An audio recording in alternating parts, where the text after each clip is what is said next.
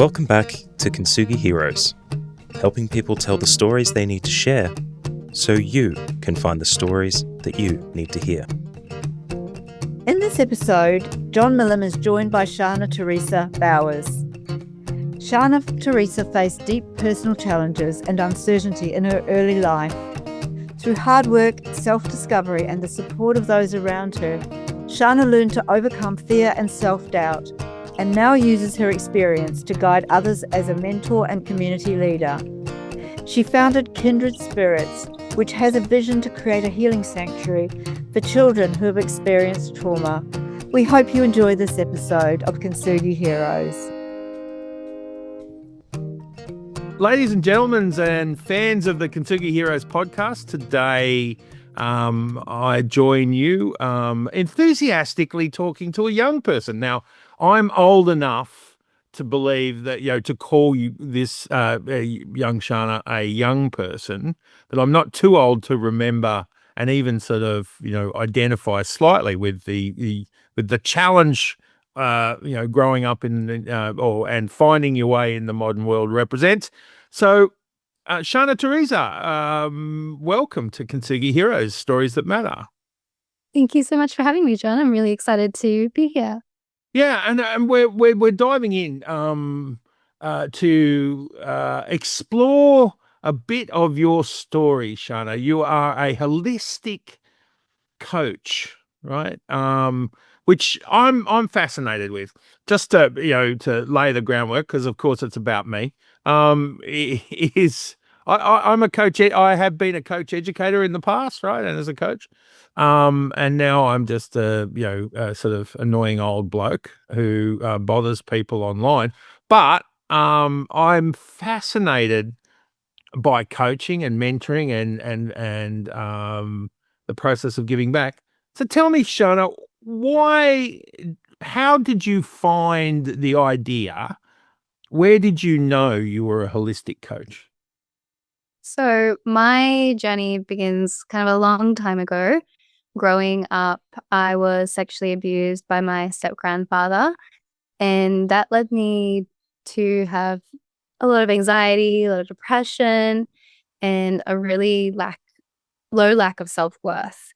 And for years, I really avoided doing the healing work until one day I got to my breaking point. I wanted to give up on literally everything, my job, my uni degree, my hobbies, life, essentially. And that's when my friend told me about her crazy experience with an energy healer. And I didn't believe her. So I went to prove her wrong. Because my world, I grew up atheist. So you live, you die, that's it. And when I went, I had visions and sensations that I could not explain. And it really opened my world up. Because after I told my parents 4 years later, after it started happening, they did all the right things. They took me to Child Protective Services, to therapists, counselors, psychologists, all of them. And I just found it didn't work for me in my job. So the energy healing really opened up that holistic route. So I dove in there.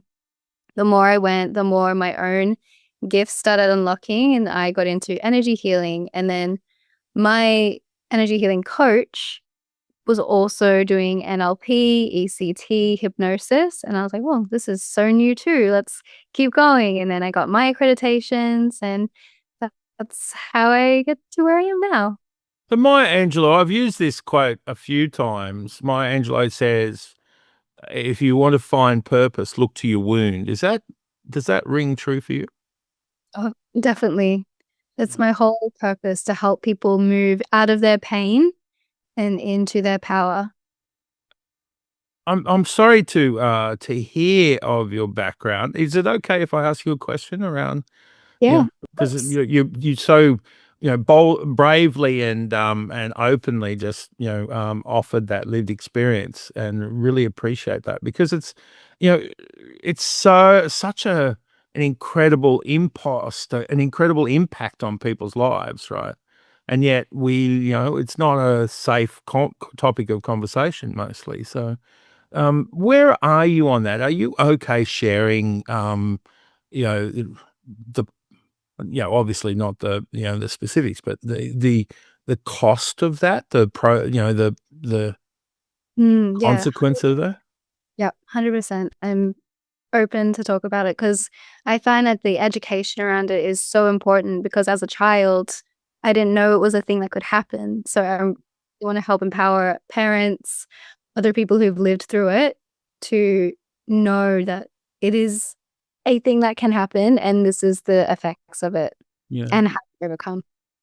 So outside of the horrendous, kind of physical side of that betrayal, what for you was the enduring, negativity? What were the consequences of having someone you were meant to trust, and meant to be able to be supported and cared for by, really, being the person who's hurting you? What does that mean for people? So for me, my sense of trust obviously was broken. Every man in my life I was deeply afraid of. I completely shut down. I wouldn't let people touch me for years. I had panic attacks daily. I couldn't sleep. I would never get a full night of sleep. During exam time during high school, I couldn't eat. Anytime I'd try and eat, it would just come up because I was that stressed. Wow. And I was underweight, borderline anorexic for quite a long time. And I also looked to other people eventually to start seeking my own value because it had been taken away by someone else. Yeah. I could get it back through others. Yeah. So seeking external validation and at the same time being so afraid of being seen that I would mold myself to suit whatever somebody wanted. Wow. So when you're in that situation, when it sounds to me almost like your identity as is stolen by the perpetrator, right? Is that what it feels like? Yeah. So Yeah, 100%. yeah. What were the steps that helped you? Like you talk about finding, some, going through healing processes, right? What did you have to do to make this better? The thing that specifically helped me the most was doing somatic practices. So dropping into the body and letting myself feel the emotions that I couldn't feel at the time these events happened. Because when it was happening, I just went into freeze. My body just stored all this emotion that I'd been carrying for years. And every time another stressful event would come up, the feelings would come up again to be felt. And I would just stuff them down because everyone says, Yeah. suck it up. Yeah, yeah, yeah. So What was your it's- you've had it was an extended family member that was, that was involved in your betrayal. What were the people, around you who you would normally look to for safety or whatever? What, like parents and stuff. What was happening with them? Why were they not able to see or respond? Hmm. There was a bit of distance between this family member and us. So they would move around a lot. So we didn't see them quite often.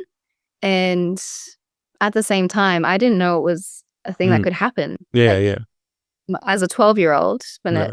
I first started, I had no concept of this as a thing that happened. So how could I tell someone? No. How would they Yeah. believe me? And it's interesting in my healing journey as well. I've uncovered some suppressed memories from even earlier on, Well, which is a whole other really rabbit hole to go down. So there's even some further stuff I'm still working through, yeah. but have come a long way. Did you have you bumped into the concept of survivor syndrome, right? So the, sort of disclosures and, gaining memories back and so on. Is that something that you're aware? Yeah. No, I haven't gone down that one. Mm. No. Yeah, well, Tim. people love giving, experiences labels, right? So, I'm sure some psych has given it, a good label. It's a syndrome. So, but it sounds like you were on your healing journey anyway. What that's a fairly bold move given, the level of impact you had on your, life, right? Stepping out of, is it true I'm hearing that you found safety in that idea of, not being seen, right? And sort of to be a chameleon, right? And Mm. change to the environment. So how did you break that? Because that's a safe place, right? Yeah, it's a really safe place and one I was in for years. What kind of broke it for me was my engagement ending. So, a 5-year relationship, and I started getting into all this like self-development and the spiritual stuff and the more I was healing, the more I was growing, it kind of just created this division. So, losing him in a way, I realized, well, there's no point in trying to pretend someone I'm not anymore. If he can't love me for who I am now, then I'll just keep doing me. So it's forced upon me. Which is so often the case, isn't it? Right? Like we go along until stuff doesn't work again, and then we try and figure out why it wasn't working. But interesting that idea. My theory around connection is that the real connection requires authenticity, and yet being authentically you at that time was not really available to you, was it? Yeah, not at all. Not at all. I had no idea who I was or what I wanted to do. I was just doing what people would tell me to do because I didn't know any better. Yeah. How at school, was that, a nightmare or was it, you know yeah. It was a nightmare. I spent a lot of time alone, to be honest. The high schools around here are very interesting. There's a lot of people who were exploring illicit substances. Mhm. And growing up, I hadn't and another extended family member who completely destroyed his life. So I was very careful of who I was spending my time with, and So that's you kind had of some real life warning, yeah, yeah, I'm really grateful for because it could have been so easily yeah. to go down because it was so in my face at high school. Mm. So I spent a lot of time alone there, just focusing on getting my stuff done on my homework, my assignments, getting through the HSC. And it was very stressful because I had all this stress stored in my body. Everything, every assignment, any homework, it would just send me over the edge. And I literally have panic attacks daily. Mm. Mm. I have a, experience of a panic attack in the past. They are very uncomfortable things, right? What does that do to your kind of daily? You mentioned freeze and not having fight or flight. Um, so freeze and appease are your tools to work with being in threat all the time. So panic attack feels so uncomfortable and so physically stressful as well as mentally stressful. Would you say you like as you stand here now, rebuilding, things and being, having a journey of healing, would you say you were strong then, or were you because you survived that terrible time? Mhm. I would say yes. For where I was at in my journey, I was strong, I was resilient in keeping going. I didn't give up because there were so many times where I wanted to end it all. Yeah. And I just kept going. I knew the devastating impact it would have on my family. I just kept pushing for them when I couldn't do it for myself. So, So, do you mind if I explore that a little bit? Just ask a yeah. question. No. So, thinking about suicide is that so many young people are taking the next step and taking action on their suicidal thoughts. And you mentioned the motivation of your family or Was it care or fear or, you know, a It sense of was, aesthetic or something? What was the difference? yeah, for me, it was I knew how hard it would be on them if they Yeah. were to lose me, and I couldn't do that to them. So So as I a guess, protective factor, what yeah. would you because you're obviously a great person with your lived experience and training to reach out and to talk and share and sort of work with someone else's healing journey.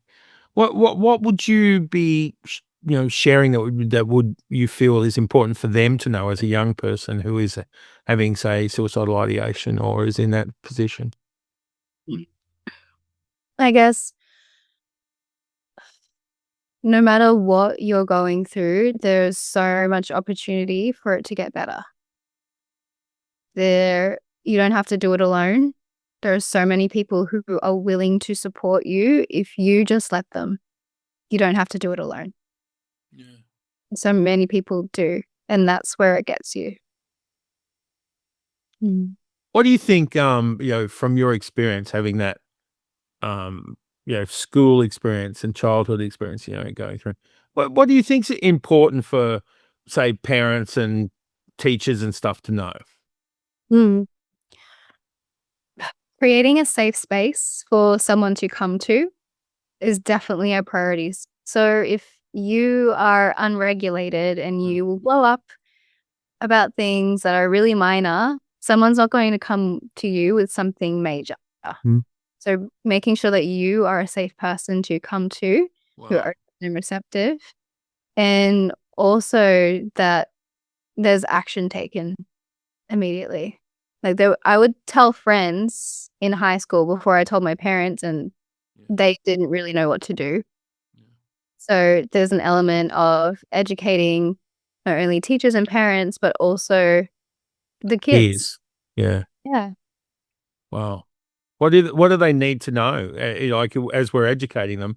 What's something very simple and very accessible to everyone that from an experience point of view, from somebody who has lived that process, what would have helped you? What would you like them to know just Yeah. specifically? Is that, um, you know, is there something that comes to mind?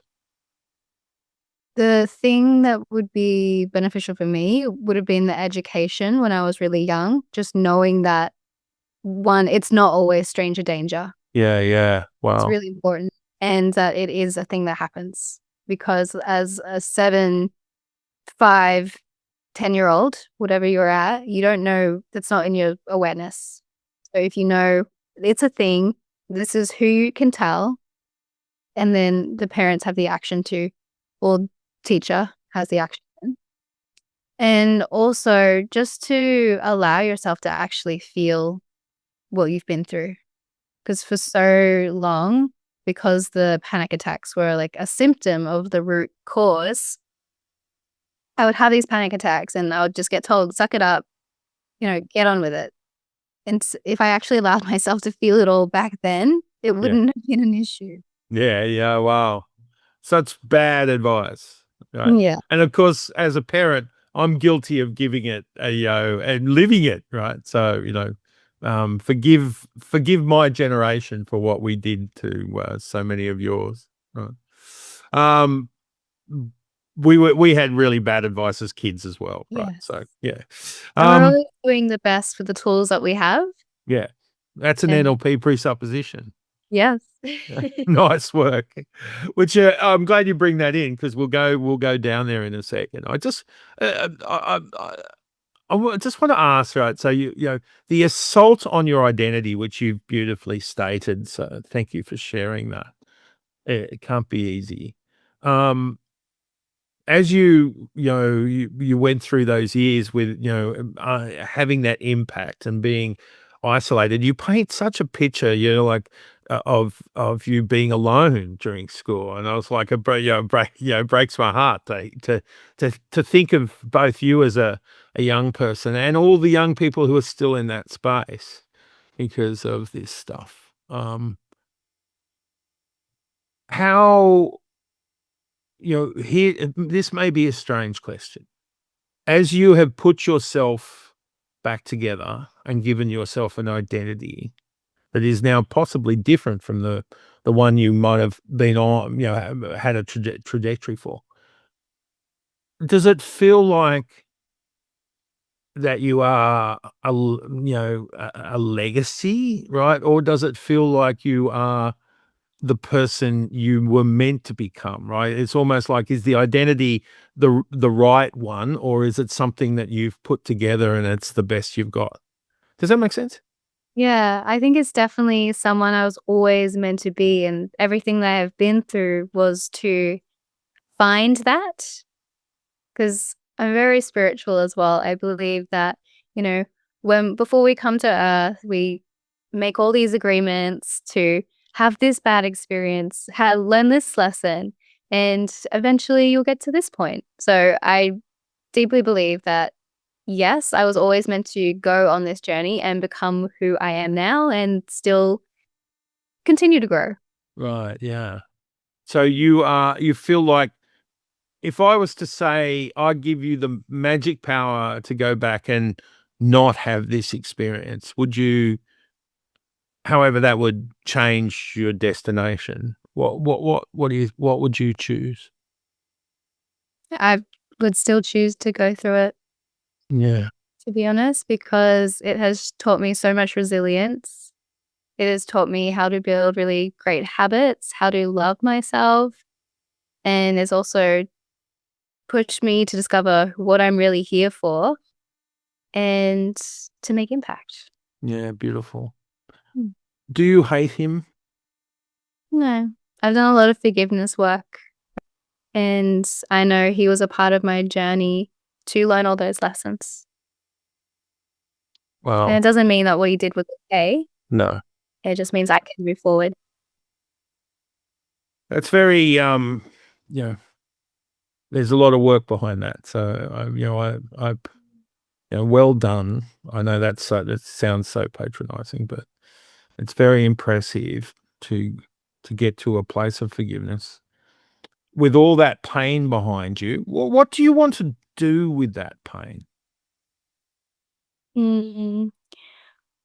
With my pain specifically, I am making it my purpose. Yeah. I'm using it as my driver to help other people. And not only in the coaching space, but I have this big vision of creating a sanctuary for other children to come to so they can get the tools as soon as it happens so they don't have to suffer for as long as I. So, Well, purpose. it's interesting that you say that. Having a chance to chat with so many survivors. And I don't know. Sorry, I didn't check whether survivor is a word you agree with or not. But for people who've been through those kind of activities, um, th- often the consequences are mitigated by the people they have around them at the time. So when a young person experiences, say, sexual abuse or physical trauma, it seems to be really important if you have a really loving, available, understanding, open kind of, influence, right? Either a parent or a relative or something that allows you to process that at the time. You have a much less significant impact on later years. Is that something that you could, you know, imagine? Right? Mm. I definitely think that it has helped and has also hindered because I know it impacted my parents just as much as it did me. And I really feel for them because they're quite young too. I really feel for them that they, again, were doing the best that they could. Because they'd So been betrayed as they, well, in some ways. Yeah. yeah, exactly. So they gave me all the tools and resources they knew that I could get, the therapy, counseling, and yeah, just being open to listening and having that conversation meant the world. Well, And I suppose, it's a judgment, but it did work because you're here and telling your story so bravely, right? So it's great. That's a real success. So yeah. mm, yeah. Um, in terms, did you go legal? Yes, it went legal. They did end up spending some time in jail Oh no. for what he did.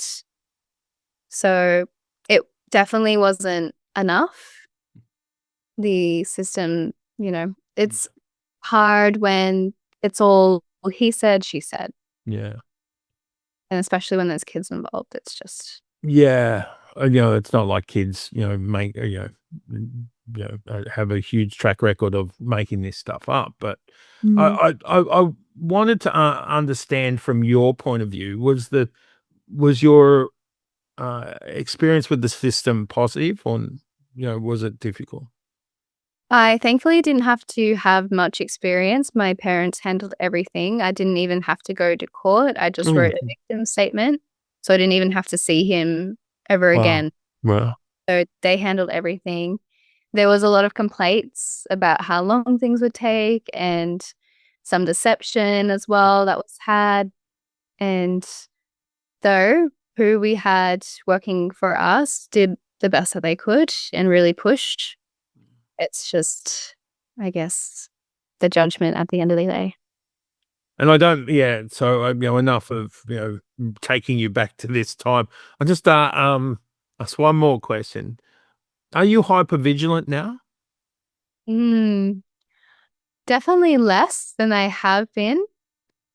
I feel like I'm pretty chill and pretty relaxed now. Anything that kind of comes my way, I'm like, okay, just Yeah, another no. lesson, just another hurdle. And I kind of see myself bigger than my problems now. Yeah. And thankfully, there's no more panic attacks. There's no more depression. And whenever I feel something, I just allow it to move through me and Wow. go about my day. Well, that's a huge outcome. What's your favorite modality? Yeah, what's your favorite thing to do to self-process and self-care? Hmm. I love just doing pendulation. It's a really great one. So you feel really deeply into the pain and then you feel the highs on the other side. So that's a really great one. It's shifting your state really quickly. And I also Is love that yoga. like pendulation you said, right? Yes. I haven't heard of that. So it's like swinging from side to side? Is that what it's like, Yeah. So you swing, emotionally or yeah, physically? emotionally. So Right, right. you You can don't really do. actually have to sway like this. No, Right, you good. don't have to say. Wow. Wow, that's really interesting. What when you dived into learning some things to care for people, what were you hoping to achieve? Like, did you want to fix people, or like, I know we learn not to, right? But was that where started out?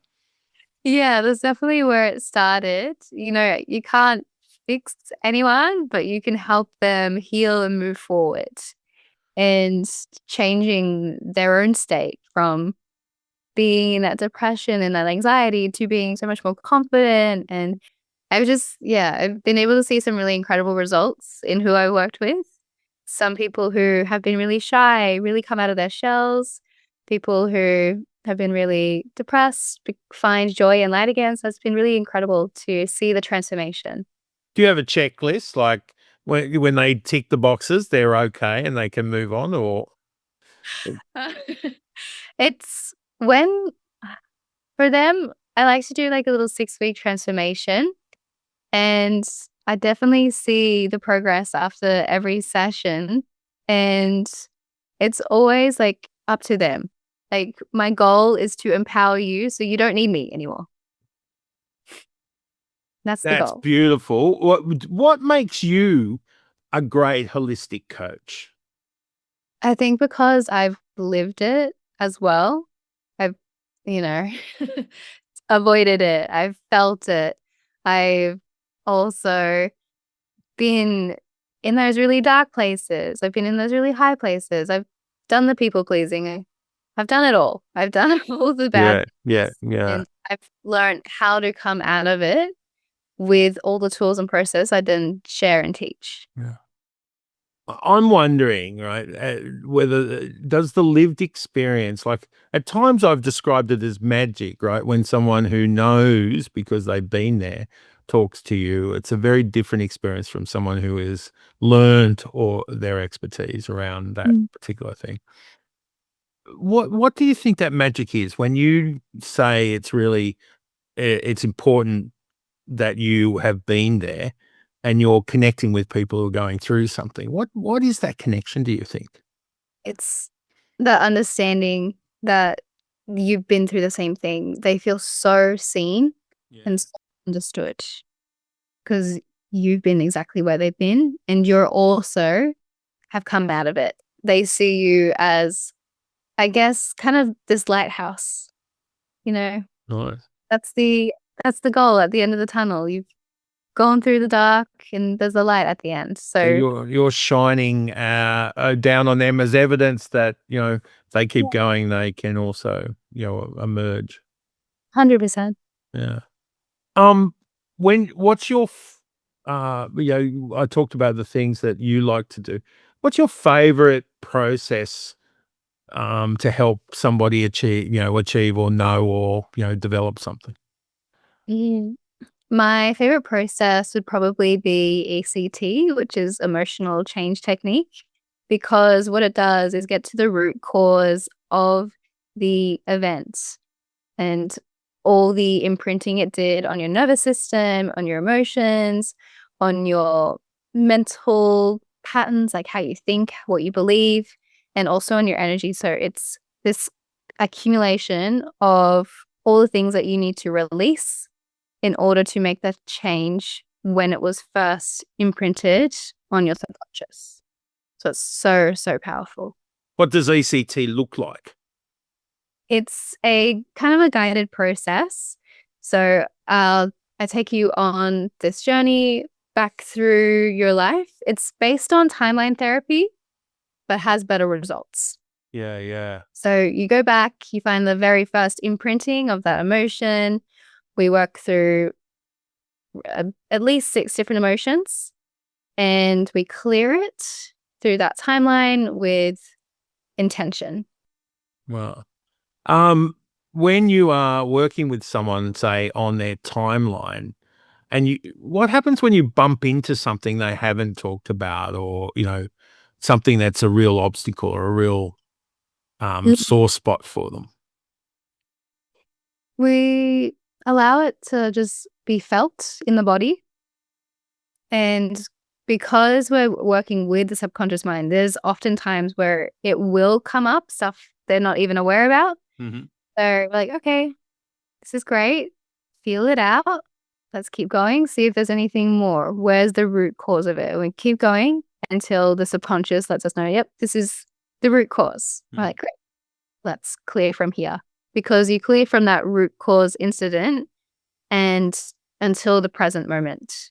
So you're going through your whole timeline, clearing it with intention, energy, sound, movement, the emotion, and it's gone. It's crazy how effective it is because it's instant. I think Gestalt therapy is that, so we're talking Gestalts, right? The Yeah. unresolved emotion that is held at the moment that we experience it, and then every event that triggers in that sort of area triggers that same original event. So, Yep. yeah, are we talking? So you're going back and releasing. How do you invite somebody to let go of something that has sort of punctuated their life constantly, right? Why, if that is so safe, and so often we choose pain, familiar pain rather than an unknown relief, right? So why does that invitation that you're offering work? Because I guess it's because, will you let yourself be stuck and consumed by this pain, or will you choose the better outcome? And the better outcome is, I guess, an example right in front of you, or it's someone else you look up to. But when you're stuck in your pain, it's so hard to make any progress, any movement forward. So sometimes feeling that depth allows you literally to skyrocket. Yeah, It's so liberating. beautiful. Who is somebody who is gonna present for this kind of process? What does your person look like that you're working with? I work with quite a diverse group of people. I've worked with men, I've worked with women, some as young as 20, some in their 50s. So it's yeah, there's lots of different people I work with, and it's always to become the best version of themselves, because that's hidden under all the pain, everything they've been through. It's always within you. We've just got to kind of take off all the layers and bring you out. What are they coming to you for? Mainly it is because they just can't keep going with life how it's happening. So they're a lot of the times, unfortunately, it's at their breaking point as well. Everything's really overwhelming. They feel like giving up on all sorts of things. They're just really fed up with their life, how they are living, and the depression, the anxiety, the negative thinking, all of it. Unfortunately, the breaking point that usually they reach out, and though it doesn't have to be, you can start noticing just how you're reacting and whether you're reacting to what's happening in your life, you're at effect Mm. or it can be at cause, and you can choose to choose you and to start overcoming these little hurdles and become an even better version of yourself. Yeah. You just offered something that's really interesting and so common in community these days, right? Being at effect, right? Mm. So maybe you can share with the listeners what you see, being at effect is, and how it's different from being at cause. Hmm. When you are at effect, you're essentially giving away all your power. You are letting the outside world, people dictate how you feel and believe about yourself and your life. So, a really simple example is just traffic. If you are just driving along and there's so much traffic and you're letting that affect your mental, emotional state, Yeah. you're at effect. Where instead you could choose to be at cause and choose to not let it affect you, because everything is a choice. Mm. We choose how we react consciously and subconsciously. So when we choose to be at cause, we're choosing a different story. Yeah. I love the idea that uh, everything happens. It's not it's not happening to us. We're just Mm. participating in stuff that happens. It's the idea that it's not our fault, but it's still our responsibility to respond. Right. So Yeah. I Yeah. like that. I love that. Um, and of course, when you are at effect, as you said, not being being at effect takes your power away. Well, what power is that? Like what power are we talking about that exists in individuals that you're tapping into? Mm. Right? You talk about energetic healing, is that tapping into that power? Mm, not necessarily. The I guess it's the power of choice. You can choose to be empowered or you can choose to be disempowered.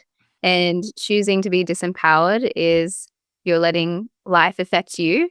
Choosing to be empowered is letting yourself control your life. You being in control, choosing your responses. There is an aspect of tapping into the, I guess, the energy of confidence, because emotions are just energy, emotion. And everything that we move through is either in us as energy, as emotions, or we process and we can shift. So I was talking to a lady who is a cognitive neuroscientist as well as a meditation and yoga teacher, right? So she's sort of straddling, and she was talking about the um, how everything's connected, right? That we are at a quantum level, we're just energy, right? So tell me how you heal energy. Yeah, I love the science behind it all because I was raised atheist. I was like, this stuff I've got to prove. So I've loved and delved into so many different rabbit holes. So I love the fact that, yes, we are all made up of energy because broken down, we're made up of subatomic particles and all these different particles and atoms that make us us. There's Down quarks. to the plank at the moment. I'm sure it'll go further eventually, but Yeah, Mm. it's just going to keep going. So essentially, the energy within us has to communicate with each other.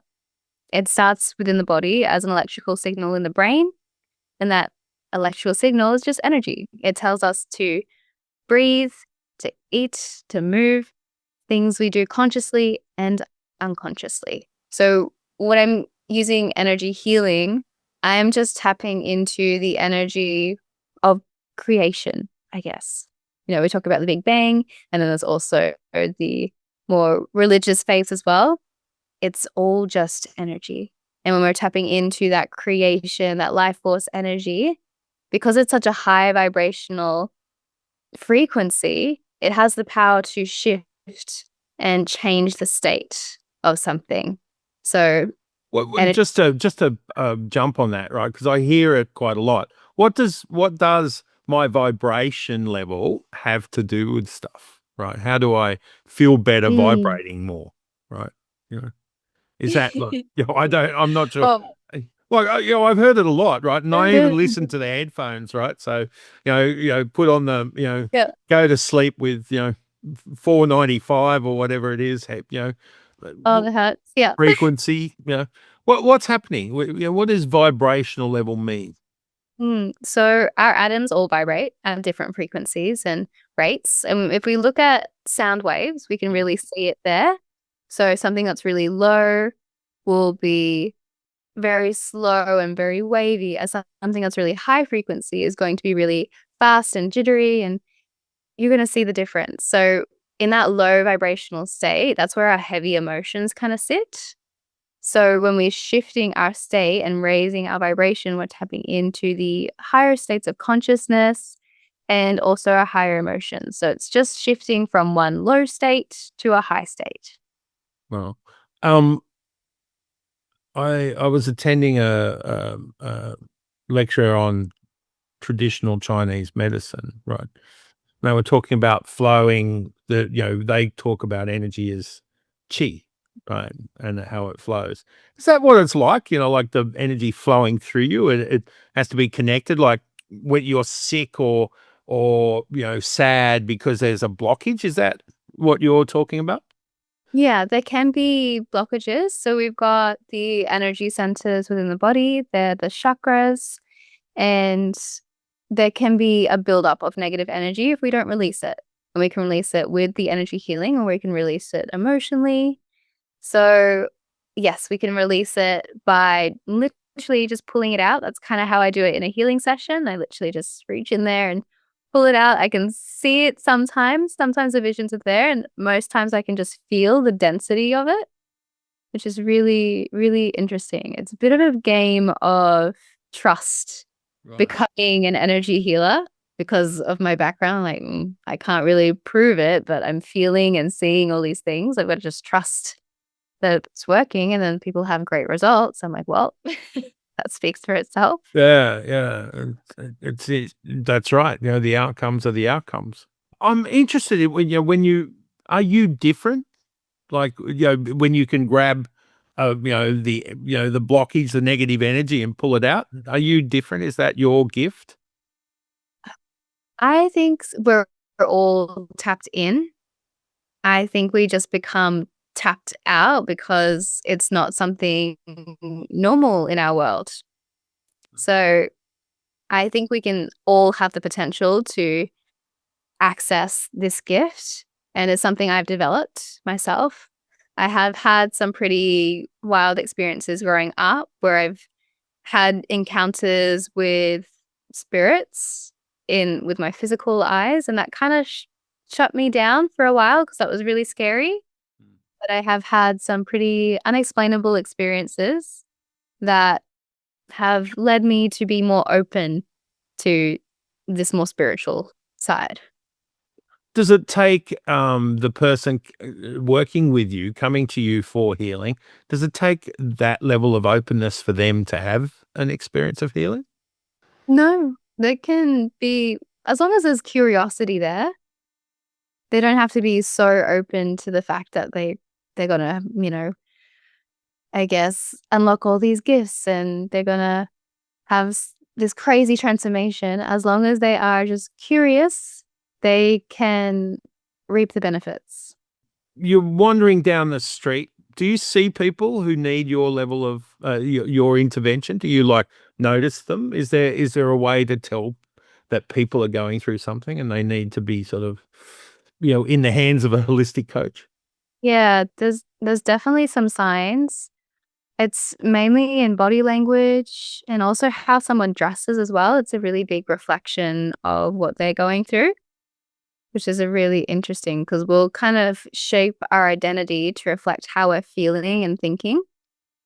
So, yeah, it'll be body language, how they react to things if they're very heightened in their emotions, and also how they're dressing. Yeah.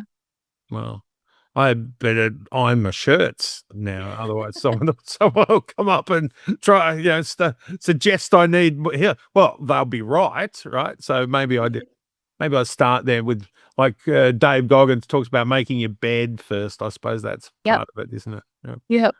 A decluttered mind. What are we? Like you talk about the drive. You mentioned, the movement forward, and our highest expression, right? What we're, where does that come from? Why is it a human's job to grow? I love that question. I guess why we're kind of here in the first place from a spiritual perspective. Like we come here to experience life in all its highs and lows. And if we don't grow and learn, then we're kind of wasting our life. Experience as much as possible. I don't experience a lot. I kind of sit on my backside and go online a lot. But so I guess I probably need your services, right? But I'm wondering, right, the normal framework that we've got going, right? You have to get up early and go for a jog, and go to the gym and be a gym bro, or have a relationship of a certain type and quality, and so on.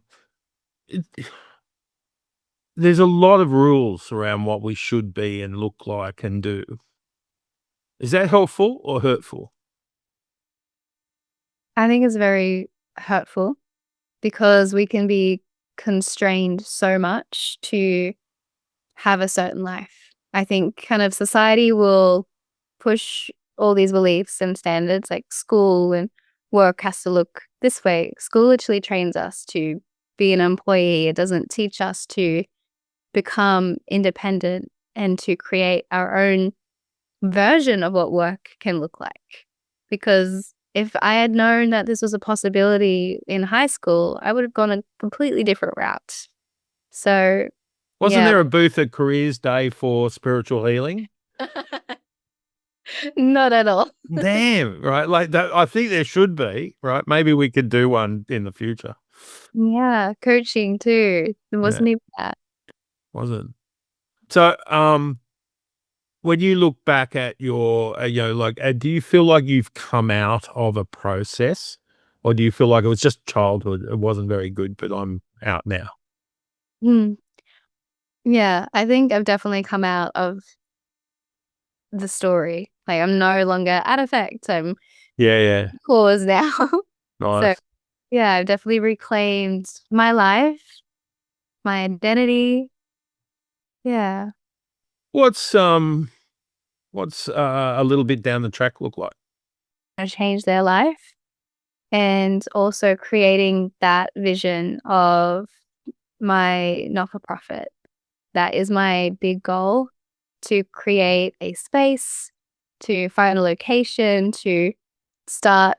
So it's a physical space, an invitation for kids to come into this space and learn and be safe and, Yeah.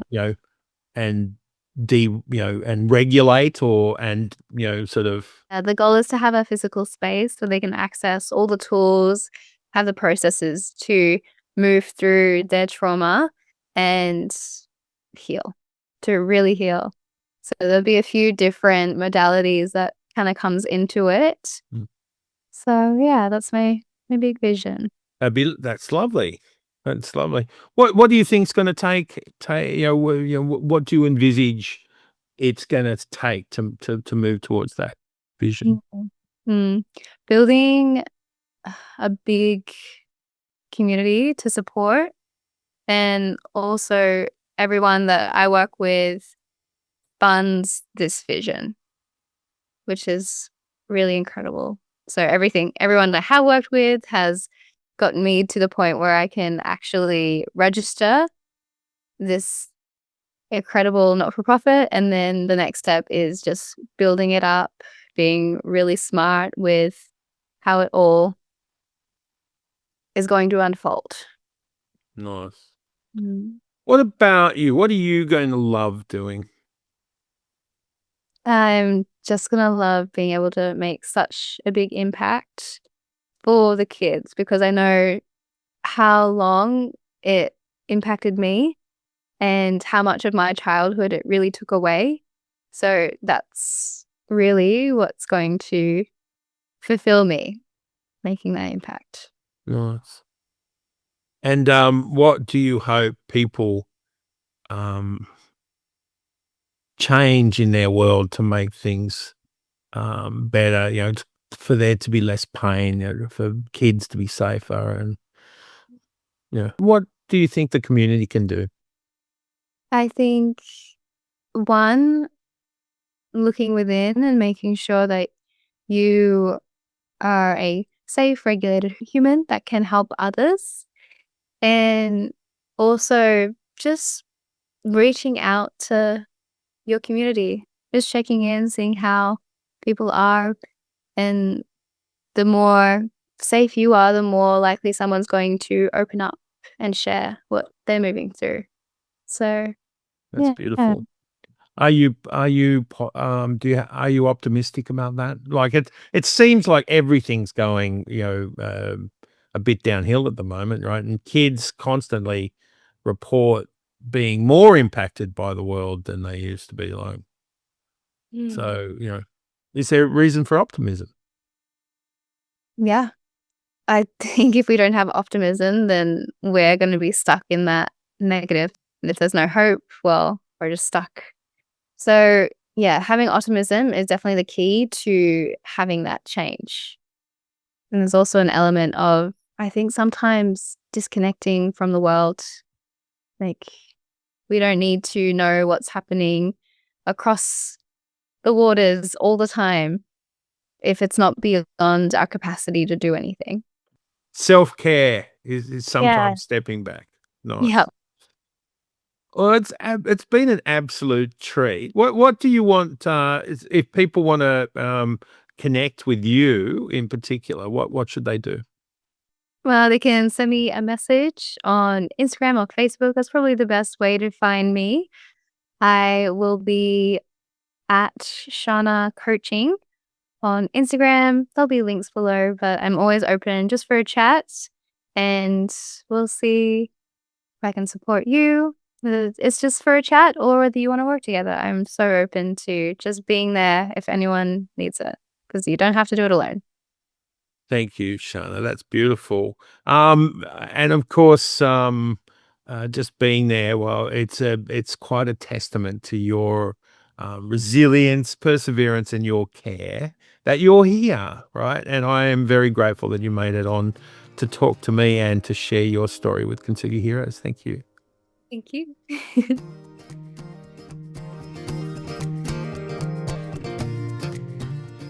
Thank you for listening to this episode of Kintsugi Heroes.